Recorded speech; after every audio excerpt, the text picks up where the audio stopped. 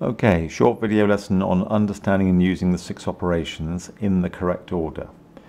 When you first start learning about maths, you first of all learn to add and subtract. So subtracting is the operation that undoes addition. After a while, then you start to learn about multiplication, and you then learn that division is the operation that undoes multiplication.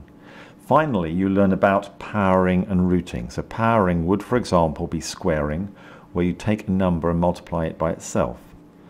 The operation that undoes squaring is square rooting.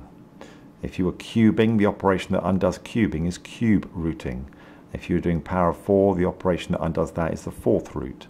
So the final 2 operations that you learn about are powering and rooting, such as squaring and square rooting. Now, these 2 operations rank equally, these 2 rank equally, and these 2 rank equally. So you learn about these first, and then these, they build on those, and then these, because they build on those. So, but the order in which you actually carry them out, if you have a number sentence with a mixture of operations in it, is you do the most powerful operation first. So if you have a number sentence with some powering and or rooting in them, you do those first. Then if there's multiplication and division in the number sentence, you do those. And then finally, if there's addition and subtraction to be done, they're done last. Now, some people do use the word BODMAS or BIDMAS to help them remember what order to do the operations. So in that word, the B stands for brackets. The O has to or the O or the I has to stand for both the powering and the rooting. So that's one reason why I'm not too keen on this word. The D and the M stand for the divide and multiply, A and S for the add and subtract. Another problem with this word is that some people seem to think that division comes before multiplication and that addition comes before subtraction. That's not the case. Division and multiplication rank equally, and addition and subtraction, they rank equally. So this word can cause people to make mistakes.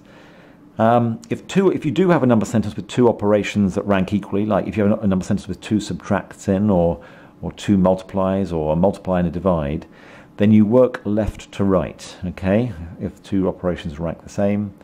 And it's true, as the word BODMAS reminds us, the brackets outrank all the 6 operations.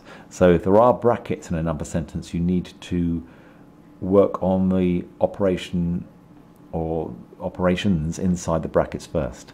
Then there are 2 additional rules to add to this, but they're almost obvious when you're faced with a number sentence with them in. Right, here's just one example. Here's a number sentence. It's got 3 operations in it. It's got addition, it's got multiplication, and it's got powering. So some people might have the urge, because they see this first when they're looking at left to right, they might have the urge to do the addition first. That would be totally wrong. You've got 1, 2, 3 operations, and the one that must be done first is the powering, 3 to the power of 2, or 3 squared. So I'm going to show how to figure out the value of this using a thing called an arithmetic tree, which in my opinion, makes it a lot clearer and is a helpful way of showing your working. So the first operation to do is the squaring, so 3 to the power 2 is 9. You then have the 2 operations left to do, the addition and the multiplication. The next most powerful operation, after doing the powering, we then do the multiplication, and we'll do the addition last of all.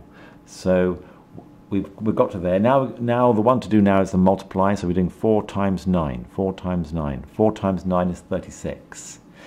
The only operation left to do is the addition. We'll do that last. So we're doing 5 add 36. 5 add 36, and we get 41. Okay, so that's the correct result for the calculation of the value of that number sentence. And we'll leave it there for now. Thank you.